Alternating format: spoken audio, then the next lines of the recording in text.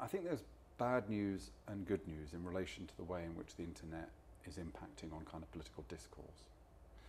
I think the bad news is that thus far the internet has been better as a tool for allowing people to talk to people they already agree with, and allowing people to abuse people they don't agree with, and allowing people to campaign more vociferously against government without necessarily having a better idea for themselves of what should happen. I think the good news is that there is a growing recognition in the internet world that has to change. There is a growing appetite for trying to find spaces and ways of bringing people together who have different perspectives. There's a growing group of people, I think, bloggers and others, who recognise the importance of pluralism and of tolerance on the web. So I think the past has not been terribly encouraging. I think in some ways you could argue that the internet's first 10 years in politics has been about people making it easier for people to be oppositionalist, antagonistic, extremist even.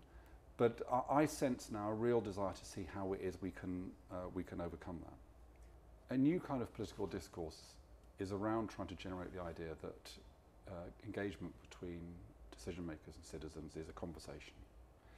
And the definition of a conversation for interaction to become a conversation, it requires that those people entering into it believe that they can come out of that interaction slightly different, in a slightly different place where they started it from. Now, when you think about it, most dialogue is not like that. It's about government telling people what they're going to do, and it's about the public telling government how much they hate government and how bad politicians are.